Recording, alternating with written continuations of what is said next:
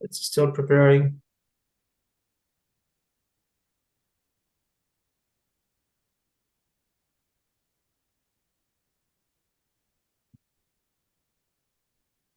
Awesome. We are live.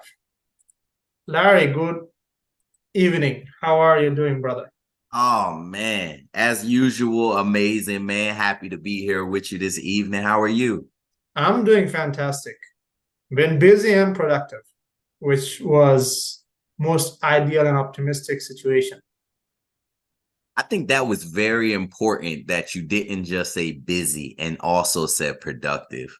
Yeah. Right? We have a country full of people who are very busy, but not being as productive as they want to or need to, right? So I love that you put that on the end of there. Awesome. That's what we're going to be talking about. Today is for all the viewers. This is the kickoff for us on Your Financial World is the Financial Hotline.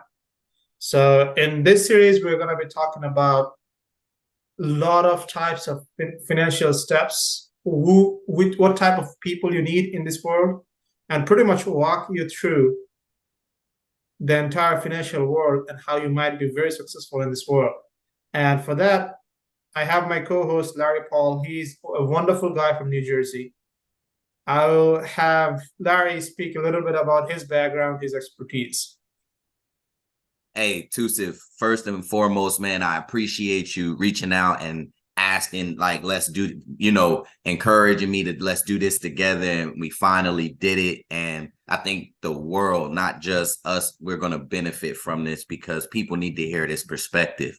But if this is your first time ever listening to me, hearing from me, my background is in nonprofitry and it's in accounting, bookkeeping, and finance. So I have a degree from Kaplan University, which is now Purdue University Global, in accounting.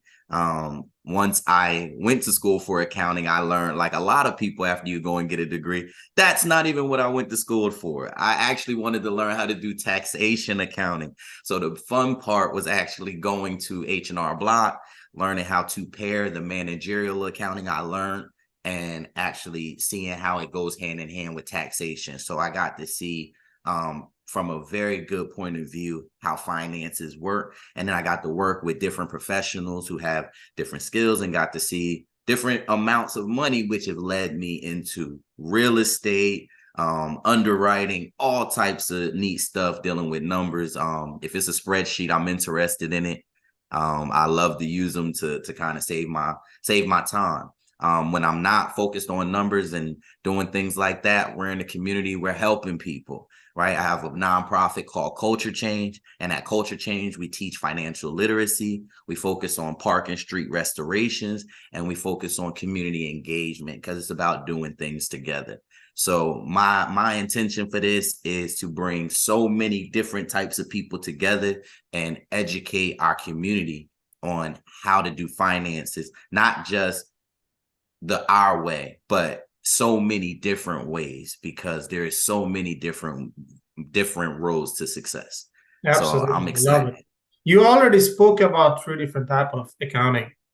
That's the difference between working with an academian Mm-hmm. versus like an average people. That's Mm-hmm. what I love. You spoke about taxation accounting. Mm-hmm. You said about financial accounting. I Yeah, think managerial accounting. managerial accounting, Mm-hmm. and we're going to listen to a lot more about other accounting types. But for the people who are first time in this channel, this is Mm-hmm. Tosef. I come from a third world country called Bangladesh, but came to US 6 years ago. Have a background in mechanical engineering and been in some of the biggest projects in the US as well, especially in the healthcare industry, commercial industry as well. Especially anything that is more of buildable as opposed to the road construction. That's something that I have not chimed into yet, and the heavy industrial. So those two, if there is time, we'll definitely like to go into. But when I first came in, the second year, someone messed up my taxes. And since then, I have been learning myself to see how I can improve my situation. And one thing leading to another, starting a business. As a matter of fact, I failed 3 businesses so far. And when I was talking to a lot of individuals in the business world, someone mentioned that Bill Gates failed 6. Seventh was Microsoft. And that actually led me to a significant amount of inspiration that, hey, even if I have failed in those, what I gained in every single one is 2 things: human human psychology and human network. Those two provided me such instinctive value. Is when I added the third element of monetizing those two, that actually became a business for myself. And that's when I was able to start into real estate, into consulting. And now my goal is to have average people, starting with Americans, to entire world, to have their finances sorted out so that they can make more, keep more, and give more. And I'm a tax professional based out of Virginia. I am working my way to get my EA. Hopefully that's coming in soon as well, which is an enrolled agent similar to CPA and attorneys in terms of IRS. But ever since I have been into this finance world, I have been amazed at how many different ways people can leverage the system. And the more people know, the more people can grow. That's what it's all about, man. Even in business, right? What's the trigger word in business? Scale. Absolutely. Right? If I want to get somebody's attention, our job is to grow, right? Everybody's exit should be bigger than their entrance, right? And so but the problem is there's so many different departments in finance. We confuse people. It would just be like if you ran into somebody and they said, I'm a lawyer, and you just got in a car accident, and you'd be like, oh, I've been waiting to run into you, and you realize they're a real estate lawyer, right? Because there's so many different kinds of lawyers that there could be, and there's so many different kinds of financial professionals that we need to all share all of this information, and we need to all know it, right? It's not too much. At the beginning, it can be overwhelming a little bit, right? But it's just like anything else. Certain things you have to take time and just build those habits. But for anybody out there, there's normally three things that you want, right? You normally want more money, more time, and more magic, right? And when you get that first part right and you get more money, it makes the other 2 things easier to get and to create. And as people, we are givers and creators. And so I really think it's important that in order for people to give the best that they can give or the most that they can give, they have to be in a position to do it. And from a young age, we all put the importance on finances, like going to school, learning it, getting a degree, getting a good job. But we don't teach the basic principles of it, the structure of it, and I think that's very important when we're in a world where everybody's focused on generational wealth. Right? Okay. Because that's all about passing things down, right? Passing it to the next generation. Absolutely. Right? And so I'm so excited to raise the statistic with you, Tusif, because we know that most wealthy families, for them to pass a wealth down to 2 generations, they only are doing it at a 15% rate.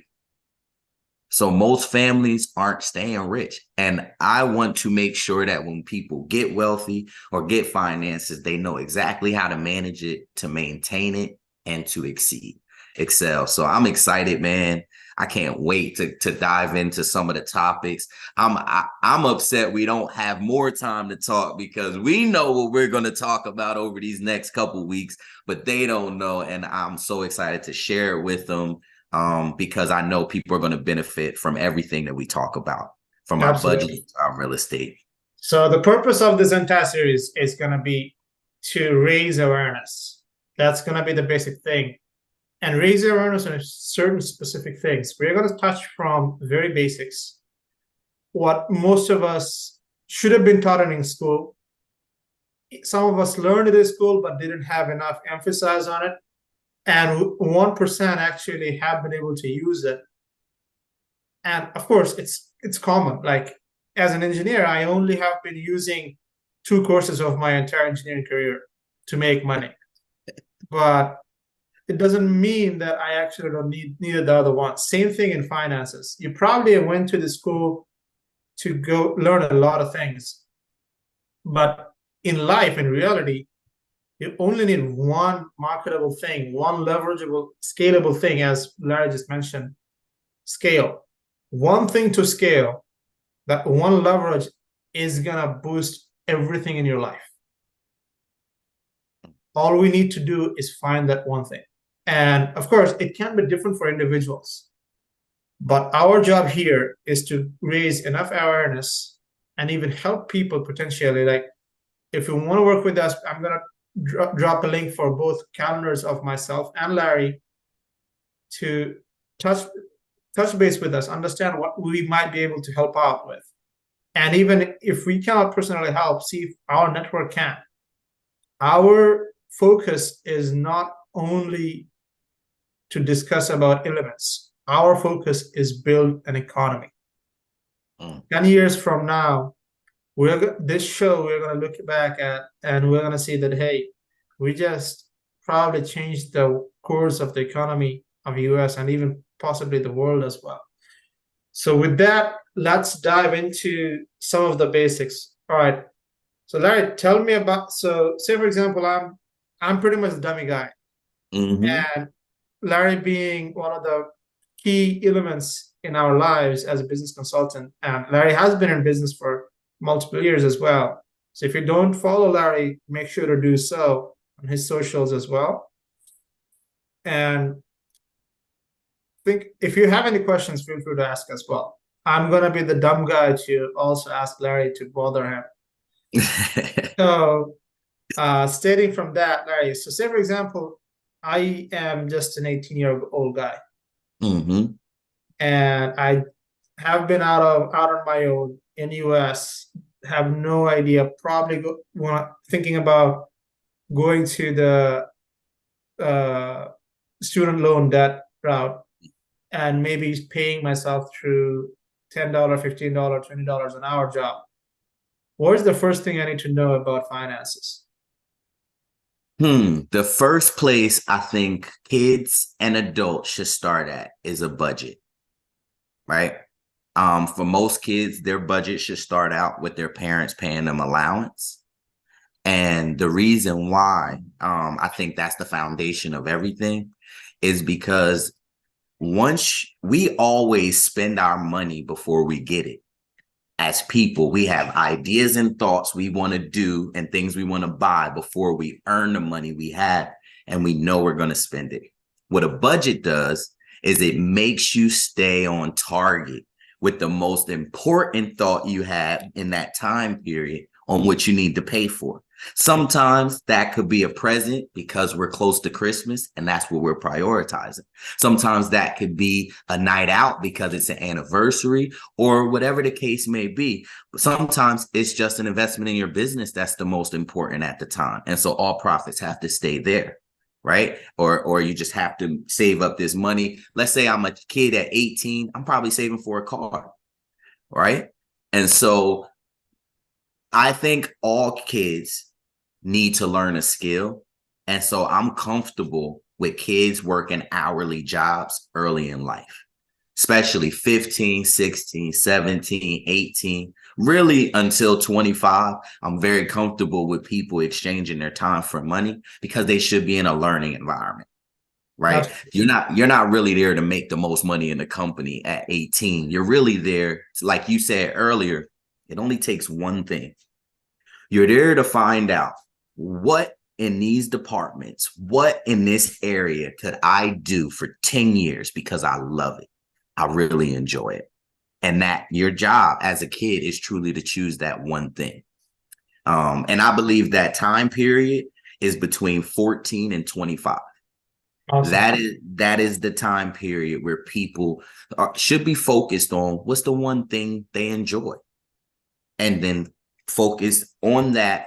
Also getting a model, right? Any money you make should go towards trying to be as close to the person who is like what you want to be. So for me, my role model in life today is Myron Golden, because when it comes to business consultant, when it comes to financial management, I reckon I have to have somebody that I had to model to be able to set my business up and have principles and foundations. And so I recommend every child or every young adult have a mentor. And then I also recommend you never stop having mentors. I'm 35 years old. I have 100 mentors, and so, and I say that because you're going to grow. We're people that love to do multiple things. So please don't take my advice for saying focus on your one thing, meaning you're never going to do anything else. That one thing is going to create the freedom for you to go and do everything else. Absolutely. And You so hit a that's my lot of foundation. interesting points. I remember when I was in seventh grade, Mm. that's when I got my first allowance when my parents went on an overseas trip. Myself and my sister was there. The issue was that time I loved chips, potato chips, and and also chocolate. There was some chocolate bars. Oh, Unfortunately, sweet tooth, Tusif. Okay. so unfortunately for first few days, we ended up spending so much money.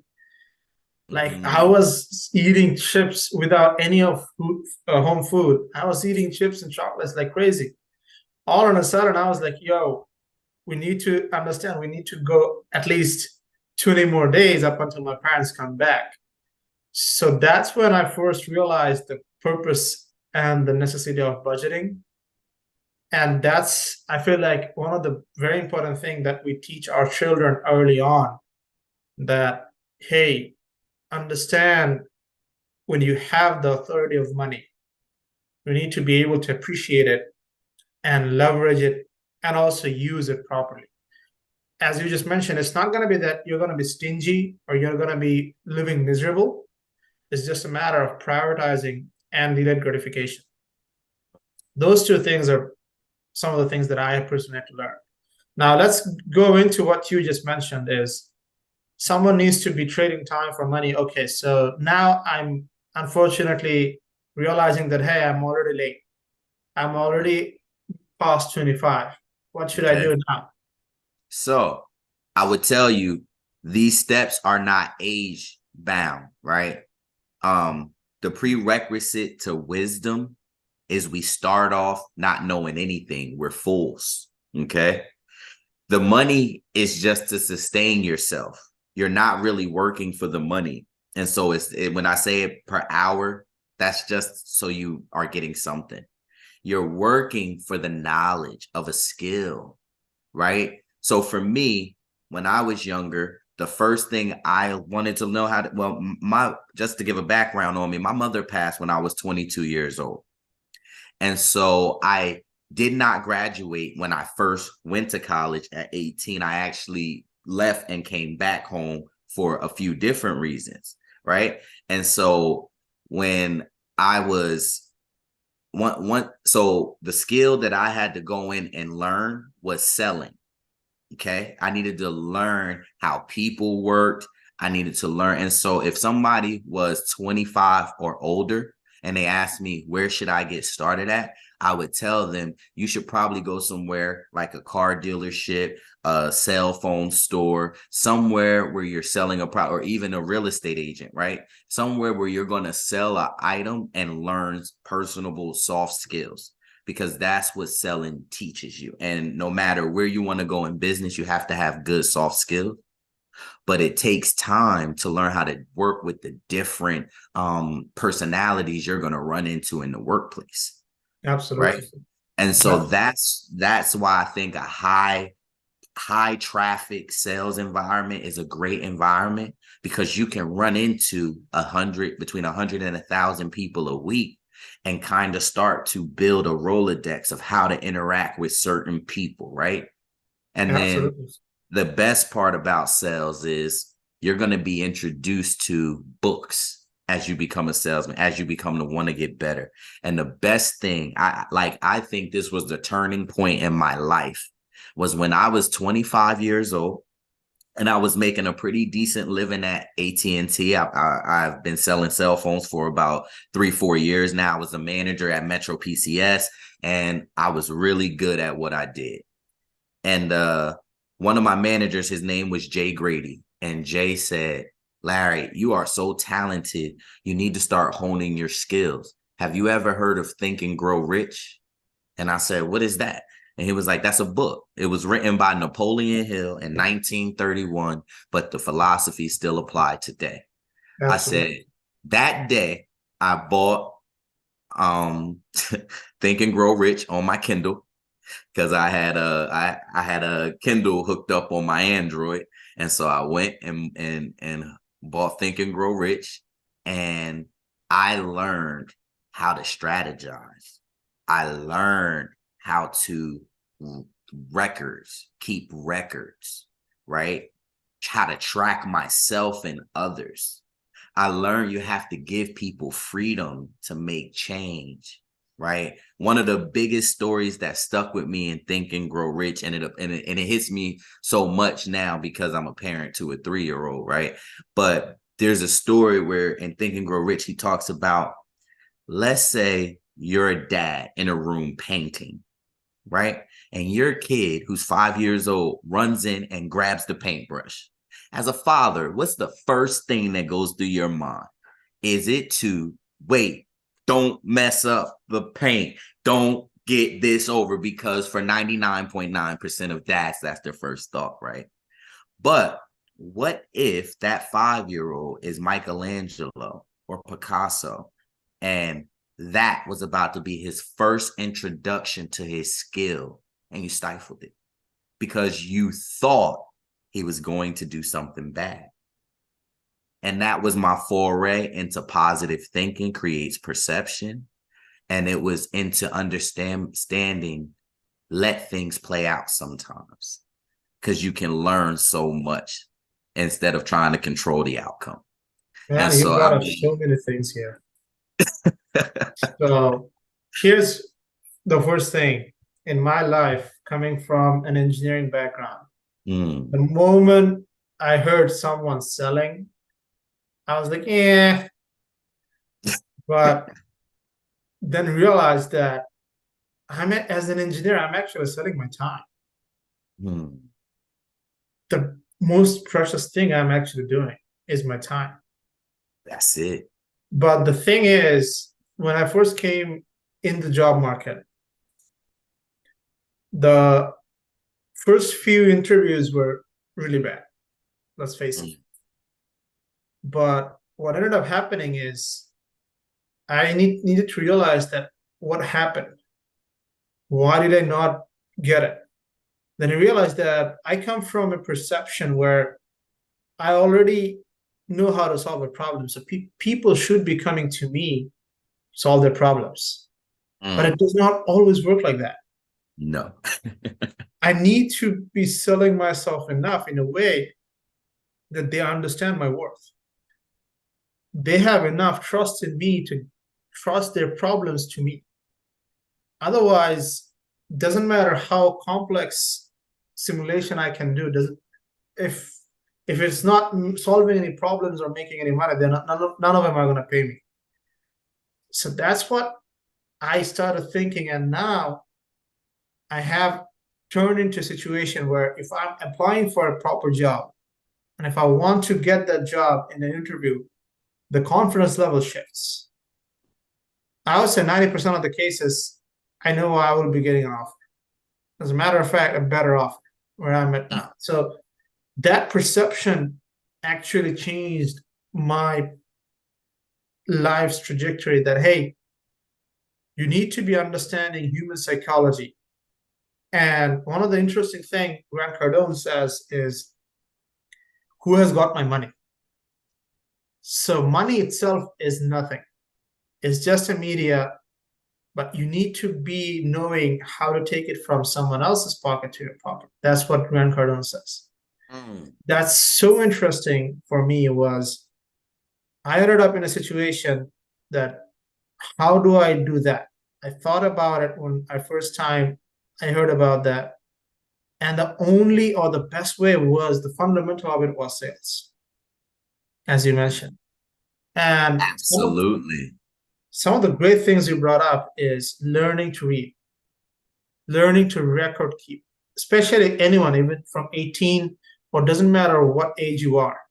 I'm Mm. actually going by what Larry just mentioned, and I'm trying to put a perception on a lot of people who are like struggling to analyze the situation. One of the biggest things I feel like I have learned over the years is how to dissect a situation and come up with so many solutions from the same thing. Mm-hmm. That's why another very interesting thing Larry said is keeping track, keeping record. You learn how to do books. What cannot be tracked, what cannot be measured, cannot be grown. If you cannot measure yourself, you cannot grow yourself. Absolutely, man. And it takes practice, it takes understanding, it takes seeing templates, it takes having these conversations with your friends because before 2023, after I went to a networking event, I didn't come home and write down all the names of the important people that I met that night and say who I have to follow up with and when. But today I do, right? And so it's about also saying, when am I going to start doing the best things that are intended for me, right? Absolutely. I know I should eat healthy because it would help me live longer. I know I should work out because it would help me live longer, right? And so sometimes it's about just doing the things we know. It's not always about not knowing the thing. Absolutely. As a matter of fact, it's a very interesting thing you brought this one up is on a holistic level, it means being honest to yourself. That's it. Because too many times we figure out reasons not to do something that's we know that's we should have been doing. Like Larry has mentioned, we know we should be working out, but in our brains we figure out a reason why not, why can I not do that today? Mhm. And it just compounds. There's another book, very interesting, The Compound Effect. I recommend reading that. And another book that Larry spoke about is in budgeting, the very fundamental, very small book, The Richest Man in Babylon. Mm, another great These one. books are so profound in terms of every single topic that Larry just brought up is you start thinking differently in terms of finances. And as a matter of fact, as Larry just mentioned into another thing, is these principles are not age bound.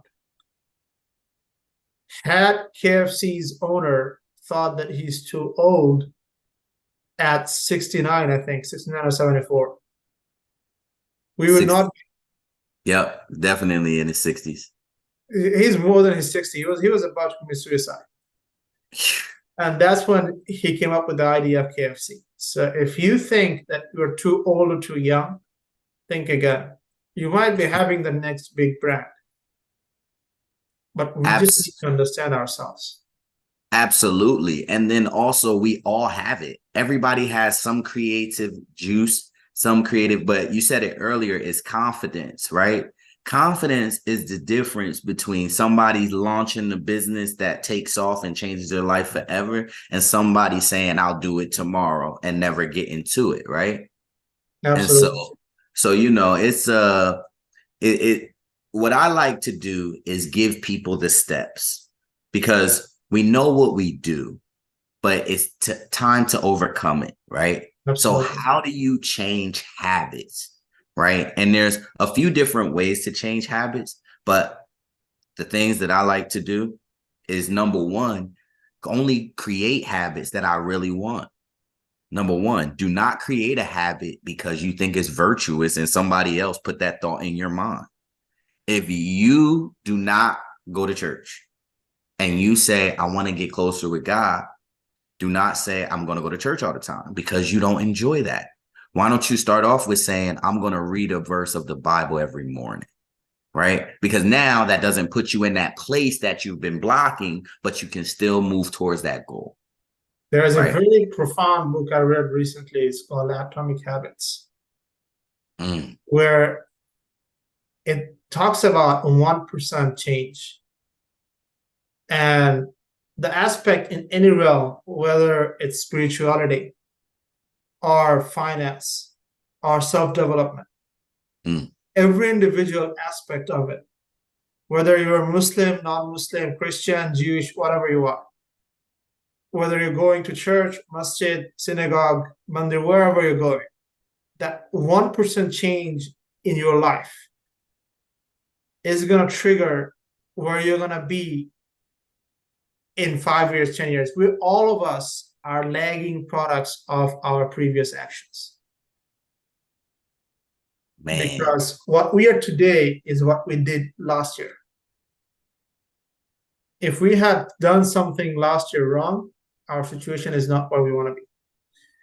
If we do something right now, we need to be expecting that result to come next year or 2 years or 5 years down the road. That is the part of delayed gratification. Unfortunately, we're in a situation that, hey, in the Amazon Prime zone, we want everything like that. In life, it does not happen like that. So nope. that's another thing you brought up, really profound, that hit me, is creating those habits, tracking those habits. And also another thing you interestingly brought up is who you're associating with. You mentioned about your network. Association creates the environment you want to be in. But the thing is, the good thing that we are in, we have the opportunity to choose our association. That's why if you don't like to be where you feel like their future is, just change your association. I had to go through that real hard. In my 11th, 12th grade, I had to change my entire friend circle.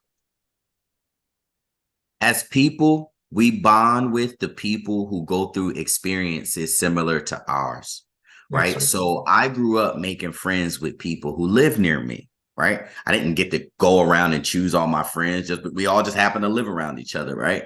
And then we tend to make these relationships dictate who we're going to work with, who we're going to talk to, how long we're going to work with them. And I just think that that's outdated thinking. And I understand the importance of family and friendship. But when we're talking about business, when we're talking about financially making sure your household is taken care of, you got to congregate with people that think like you, that care about the things that you care about. Not every person has a charity. I do. I attract to people who also are giving. I attract to people who pay attention to the government, right? Who pay attention to policy and vote, right? Because those are the things that I do, right? And you attract what you want and who you want to be, but your actions have to follow, right? And Absolutely. that's the most important thing, right? So it starts with it. That's why the be, do, have. You have to be the person in your mind. You close your eyes, you think, who do I want to be? You visualize it, you see it. Then you think, what does that person do? How do I copy them? I'm going to write down the steps and I'm going to do it every day. And then, Absolutely. like you said, you have that little time period, but you give it a second and you're going to end up having everything that person has, because that's the system. We just start off trying to do the system in reverse. We start off liking to have stuff, and then we try to do stuff to have the stuff, and we ain't even good enough to do the stuff yet to have the stuff, right? So that's why you can't mess this order up. You got to be in your head first. And then YouTube and social media and the internet has made it so easy, because in our parents' day, the only way that you could be somebody different was through school, right? Was through education. But now you can be somebody different just by learning the material and repetition and action, right? Absolutely. That's what it's about. You could be 17 years old, 18 years old, investing in real estate. You live with your Absolutely. parents, you know what I mean? And so I just love the opportunity time that we live in, right? Because we get to connect so many people. And then when we talk about how money works, so what is money? Money is actually a reaction. Okay. Money is the reaction of created value. Okay. That's awesome. Need to write So this one down. absolutely. And so how do I make money? I have to, I receive money when I give value. Well, what is value? Well, just go and look at what people need and give it to them. Okay. And give them the best of it. Right. So for me, somebody who is a financial specialist, and I like to work with people who make money budgets. For me, that's what that is. That's why profit first accounting is my, once I stumbled upon, and I have to give credit to the person who taught this, created this, really honed in on the skills, and that's Mike Alowitz. But profit first accounting is truly just separating your cost to your business. And it's my bread and butter. It's my skill. It's the value I can give to people for free. And because it helps them so much, they're willing to pay me. You're That's right. awesome. So you brought up a lot of things. We're I going to hit them mean, with a lot, Tusif. We're going to hit them with a lot, baby. This financial hotline. absolutely. I'm getting hot. I'm sweating. That's what I'm talking about. So, as a matter of fact, you this is what I love about people who have lived a life of significance is uh, you can take their speeches and dissect and come up, bring out so many things. Mm. So one of the biggest things you just brought up is being with people, and also another thing previously also mentioned that having a mentor, having a value or someone you can look up to. As a matter of fact, if your family is not where you want to be financially, sometimes you need to challenge those family trends, what they're doing financially, not culturally. I'm not saying you should be challenging every single aspect of your family. Family is something that actually allows us to grow. So I personally believe that one of the biggest issues that we have in US is the family system is breaking down. Mm. Unfortunately, one of the reasons of it, I feel like looking into the history is the reaction to these individuals. So we need to be cognizant when we're actually growing. We should, just because an individual element of family is not the best, we should break the entire thing. Like if US as a country, we have a lot of problems. Mm-hmm. But if we end up saying that we should be breaking down US altogether, it's not going to be a proper solution. Exactly. Instead, we need to focus on things that we can develop. Like if your financial situation of your family is not where you want to be, what you need to do is respect your family, be with your family. But on the side, you need to be with the people where you want to be with financially. I love that you're saying what you're saying, and I'm gonna give our audience a real explanation and understanding. Me personally, I come from one of these traditional big families. We grew up doing family reunions. We lived in the same neighborhood, cookouts, all of that. Today, we still consciously try, but we do not maintain that. And so recently, I've been reaching out to all my relatives. And when I say all of them, I mean all of them, the kids, the adults. And what I've been doing is, because I have a Zoom account, I've been connecting us. So I've been trying to meet every Sunday, right, at 9 a.m. Now, this is something new.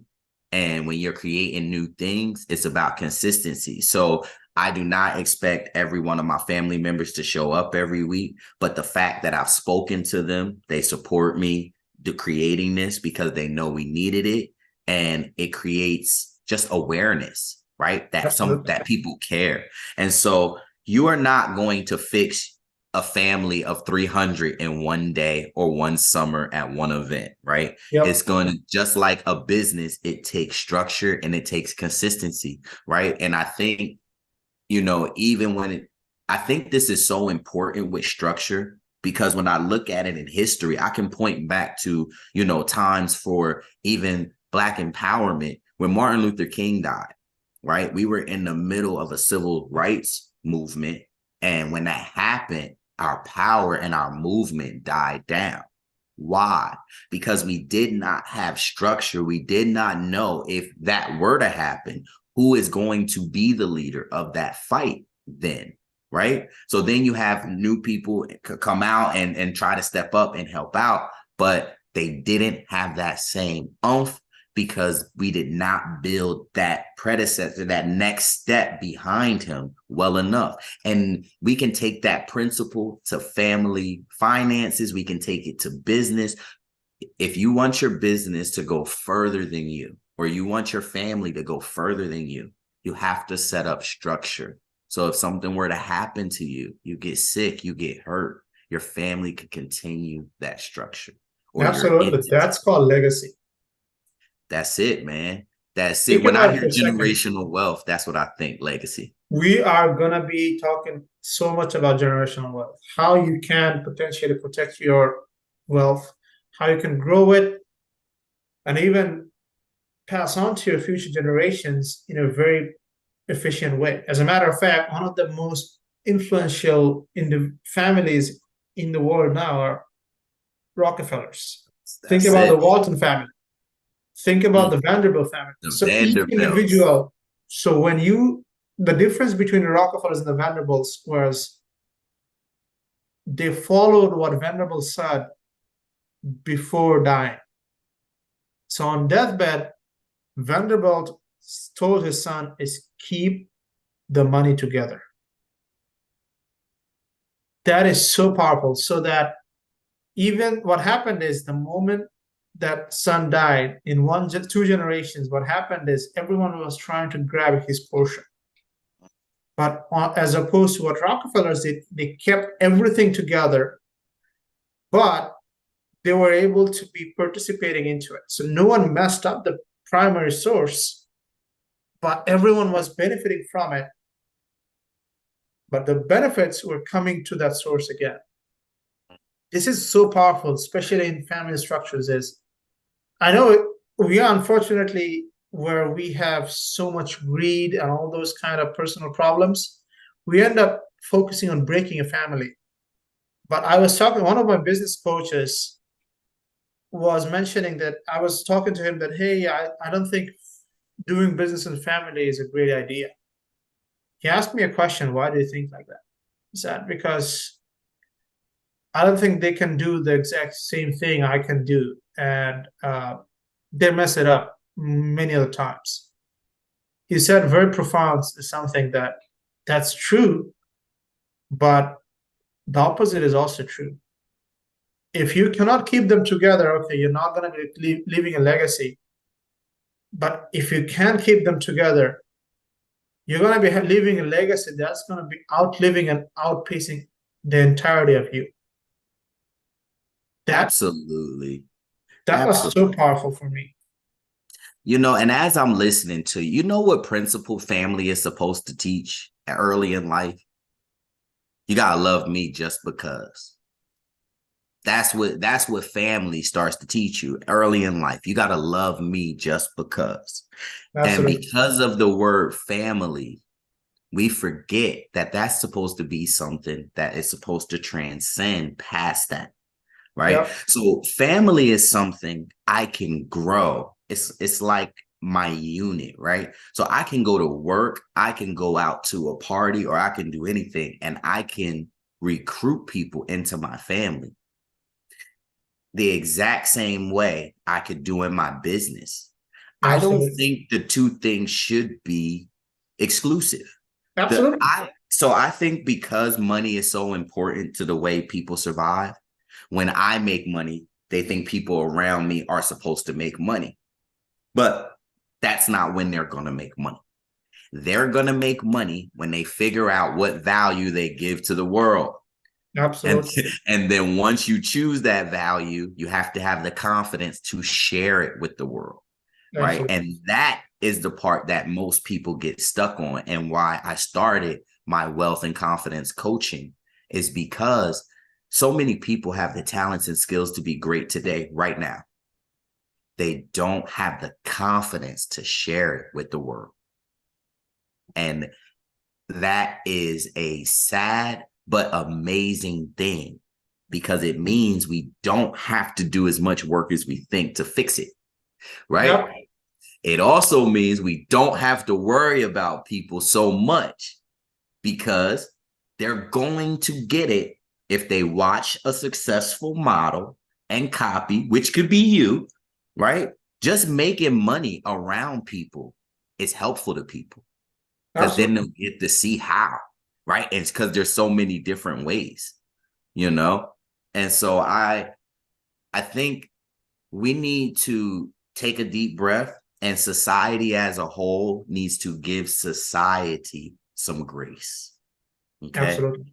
It is hard to get 9 billion people to get on one accord, right? Now, we already agreed to cities and, treating people civilized. We have wars still, but they're kind of here and there, and they ain't really going on in the first world countries, right? Which is why economics is so important, right? Because when you have money and you can take a step and you can breathe and you can say, oh, other people just want what I have, and I can create more with a good model of what I have and help them, then you understand most rich people want to help you make more money, There right? is a great book called Go Giver by Bob Berg. You That triggered me. is, You yeah, triggered me. I'm a pace guy, and he's always doing the go-giver stuff, man. So shout out Pace Morby subject to community, man. We love y'all. But no, man, you got to be a go-giver in this world, man. absolutely. And one of the most powerful things, as a matter of fact, uh, what I learned out there was the amount of money you make, the five principles. One of the most profound principles that hit me was the amount of money you make is proportional to how many people you add value to.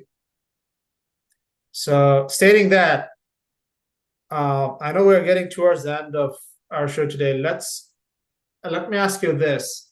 Mm-hmm. On our situation back where we were at 18 to 25 years old, Mm-hmm.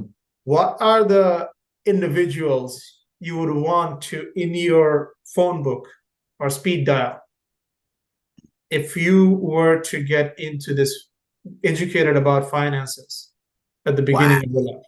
Man, because we have access to YouTube, I'm going to tell you right now, I have about a top 10, right, of people that if I could, who I would have numbers in my phone book, right?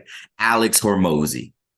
If you don't know him, go watch him. He's going to teach you the intricacies of how a business runs, right? It's like being taught how the organs work in your body. Okay, go and watch Alex Hormozy. Not only is he in great shape, but he's going to teach you how to structure your business. And when it comes to KPIs, processes, and tracking, I think I'm really good at that. I think Alex might be top 5 in the world. Okay, so get your full dose of Alex Hormozy, guys. Oh my gosh, Oswald Domadoran. He is the valuation god, is what we call him. When we talk about business, and especially me and Tusif, we do underwriting for business, meaning calculating how much they're worth, how much they cost. And Aswaf Dumadoran has created models for valuation. He's also taught people about the life cycles of business.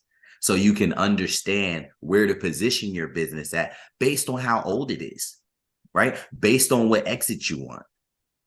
Okay. If you've been open for 5 years, your business isn't thinking the same things of a business that's been open for 15 years. You just aren't, Absolutely. right? You're in a different cycle in your business. And so I definitely recommend that. If you're into real estate, you have to learn Pace Morby, because you need to learn creative finance and subject too, especially in an 8% interest rate market. Okay.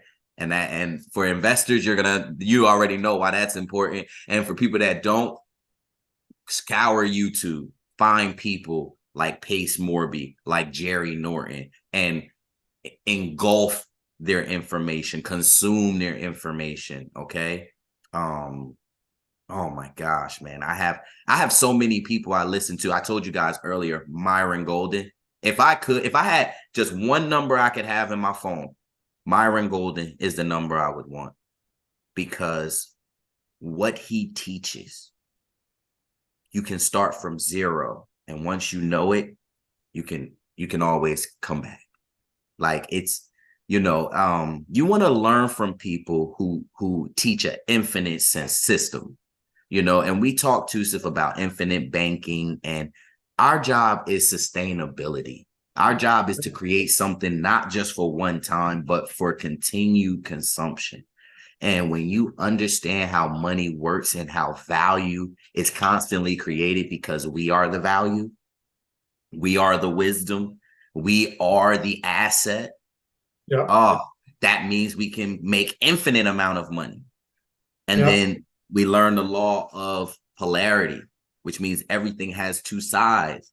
So if money is the best thing, it's also the least important thing. And Yeah. when you think about it, money is the one thing we're willing to give away for anything else we want.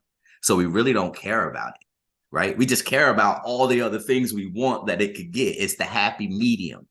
And Yep. so once we get the world to understand that happy medium, man, we are going to be great. But those are like my guys that I kind of consume on a daily basis. I do have my personal mentors that I call one-on-one, but I wanted to give people guys that they can go online, search up, and get that information right away. Awesome. Love it.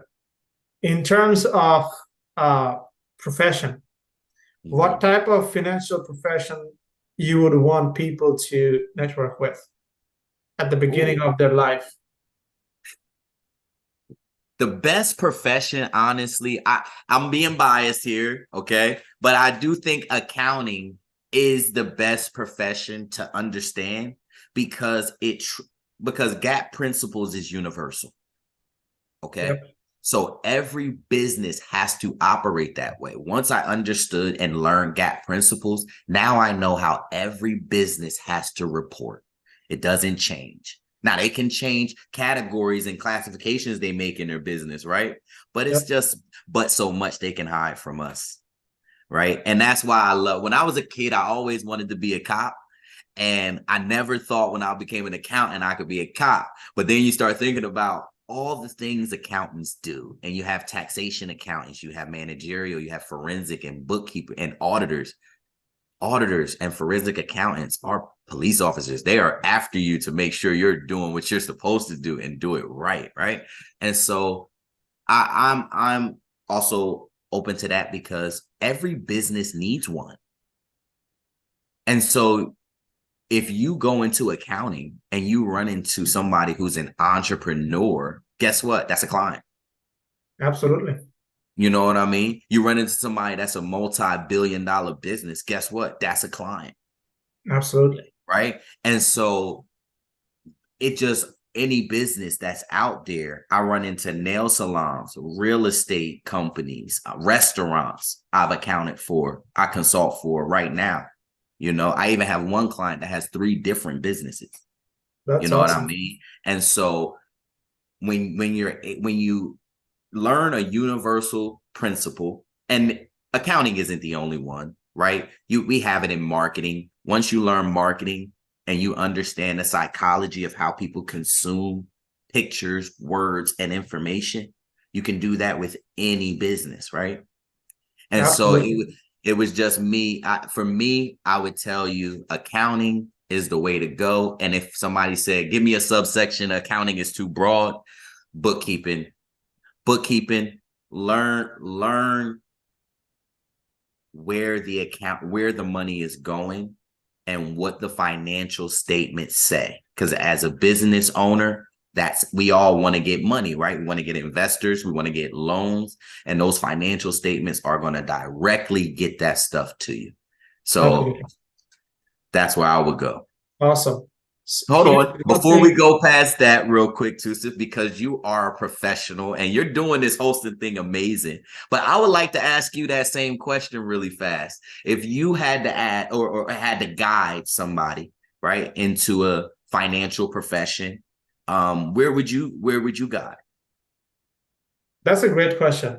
And the reason that I personally feel like I would not suggest someone to just bias, I mean, not biasly, but just get into something just for the heck of it, Mm. it's gonna be a difficult journey because doesn't matter what you're going to do, you need to be passionate about something enough so that you overtake or go through the difficulties of on the process. Like some of my friends had the passion to serve people in a medical way. They had to go through the toilment of going through the medical education. I'm like, for me, I cannot take it. So if someone were to ask me what professions would I look into, what I would say is, what would you like to do? What would you say, look back and say that, how did I add value? Ask this question, whatever answers, then lock onto it, focus on it at least for 10 years. Because whether it's engineering, so say for example, someone loves engineering, which I thought I loved. I mean, I still love engineering, but the difference now is my position of in thought shifted. Now I'm looking into investing into engineering projects in the next 5 to 10 years, as opposed to me myself doing the engineering itself. That's the perception change. It came back. That's why if someone were to choose something, what I would say is choose what you would like to be with. And an interesting thing one of my mentors mentioned is, Tosef, choose something to make money with where people is willing to pay a disproportionate amount of money.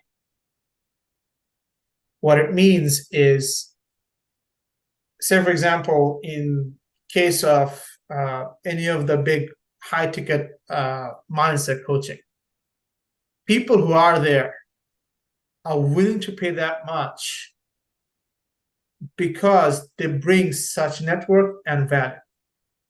So if you choose something like that in terms of any other fields, like if you're into, say for example, accounting, what I would say in the subset is try to look for something where people will be willing to pay disproportionate amount. That's why I personally got into tax planning. Of course, we do prepare taxes, we do bookkeepings because that's required. But when it comes down to growing and scaling, I feel like that's what I would focus on, is having the daunting IRS codes simple as a 7-year-old for individual who does not have the time to go through that. Because as tax planners, we're not actually inventing tax laws or strategies. We're just explaining something that is already written for the public. Absolutely. No, and I love simplicity too, Sid. But you want to know something, as I learn as I grow, right?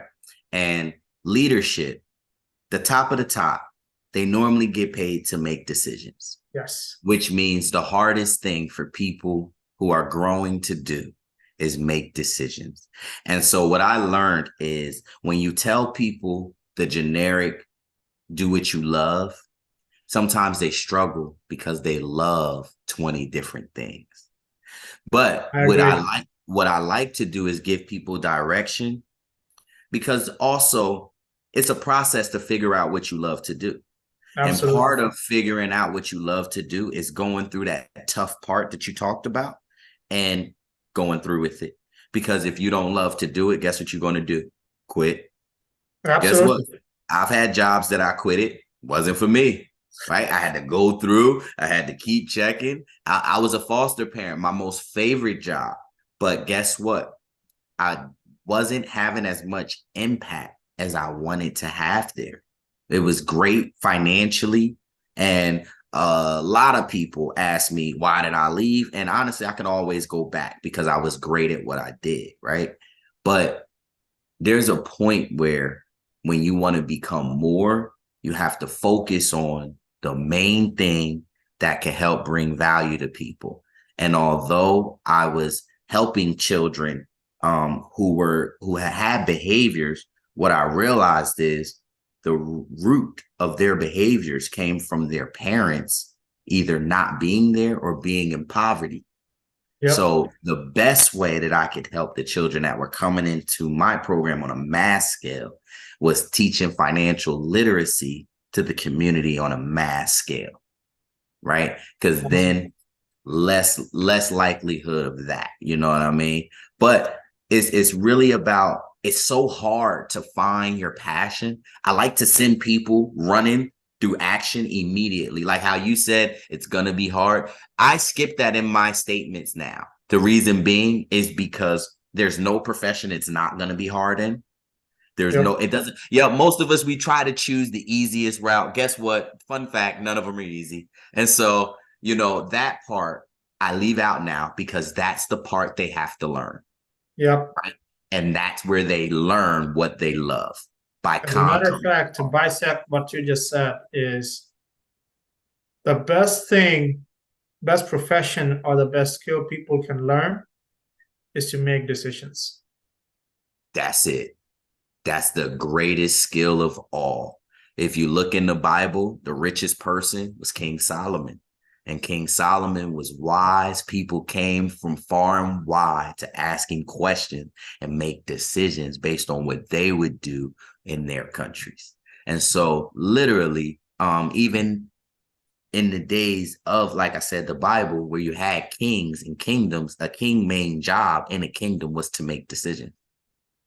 You know, Decisions, the bigger the decisions you have, the more impactful decisions you make, the more money you make. That's as simple as yes, that. but money is a result. So you get to make those decisions with your wisdom. Absolutely. Okay. So when we say in olden time, we got to understand translation and language, right? So when we say learn a skill, we really saying become wise in something. Become so wise in something that people want to listen to you and talk to you about that something. Absolutely. You know what I mean? And we have so many industries and different things that people can dominate that you can. I'm not threatened by anybody being a great financial professional, right? Absolutely. And so I love it, man. That's awesome. Hey, I know we're about to close up, but before closing up, Hmm. I want to summarize some of the points you just mentioned. I actually wrote some of them down. Yes, Quote of please. the day was money is the reaction of value. Mhm. That was one of the things that stick with me. And uh, another interesting thing that you mentioned, people don't even know what they know and they don't possess the confidence to share what they know. That's one of the things that we need to grow ourselves. And the five individual you mentioned that everyone should follow is Ashraf, Alex Ramuzi, Pace Morby, Jerry Norton, and Maya Golan. You can't lose with those. And I'm sorry, if you need some emotional intelligence and you feel that I'm lacking on my females, please go check out Abraham Hicks, because that is where I learned why God gave us emotions. And that might be the most profound thing that any man can learn. Absolutely. I mean, of course, none of us are females, so we cannot exactly say what their perspective is, but coming to that perspective, we can at least be the best version towards our counterparts. That's what we need to Absolutely. be. And with that, I really appreciate Larry. I know we can go on and on, but we have to have these for our future episodes as well. But I appreciate all the wisdom that you shared. This was the very 100,000 feet view of how you're getting into the financial industry, financial world, starting to make your financial decisions. We learned about some of the verbiage. We're going to be going much deep into it, like Larry mentioned, profit first accounting, managerial accounting, forensic accounting, audit, those kind of stuff. And we are going to be dissecting each individual, how you can leverage those. And when we're going to be doing those, that's going to be mind boggling for every single business owners, because that's something that you should have been doing in the first place if you're not getting a lot of money left over for yourselves to enjoy. Because at the end of the day, what money does, the reason for our money is, as Larry mentioned, it has both flip sides. It is the most important thing and it's the least important thing. What we do is we don't like money. We like what we can do with the money. That was another powerful statement. And with that, I would like to close it from my end. Larry, if you have any last thoughts before we close out. Tusif, number one, man, I just want to say you are amazing at what you do. If anybody does not know, me and Tusif are partners on many different things. We work in real estate together. We work in consulting with clients together. And I just want you to know, Tusif, I appreciate you for being a starter with these platforms and having the courage to ask people to speak their piece and to do it consistently. Right? It's one thing to show up one time and to say a few good words, but if you want to make impact, you got to do it consistently. And so I'm excited that we have a show to bring, the emotion and then the impact that financial professionals can really have, because a lot of them are introverts, right? Engineers and accountants from New Jersey, get some personality, be more like Tusif. All right, Virginia tax professionals got it. No, it's that's who we represent, the guy that doesn't have that voice. And I just want to say I have as much respect for you. I appreciate you letting me be the star of this one, but I just want to let the audience know we're going to switch this up in role play, and you guys will see the genius that is Tusif Rahman. So I'm excited, brother. Thank you for asking me to do this and allowing me to do this with you, man. We're going to create your time, appreciate your knowledge, appreciate your experience. And as a matter of fact, this is what last thing I'm going to be saying before we close it down for tonight is we are not only looking for our stories or our experience. We're actually, I actually have another playlist to fill out, is the life-changing stories, where we are going to be bringing and featuring stories of lives, that how you were in a situation that was not so advantageous and go into building a legacy. Because you don't have to be like billionaires.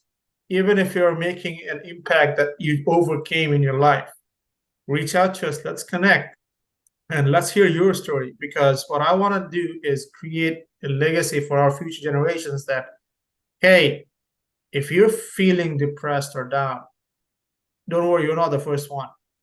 And trust me, you're not going to be the last one either. The only difference is, are you going to be another one in the band of failures or the group of the successful people? That's what we're trying to create. We're trying to create a generation of success, economic success in the entire world. We're trying to create an economy. So if you know anyone, feel free to reach out.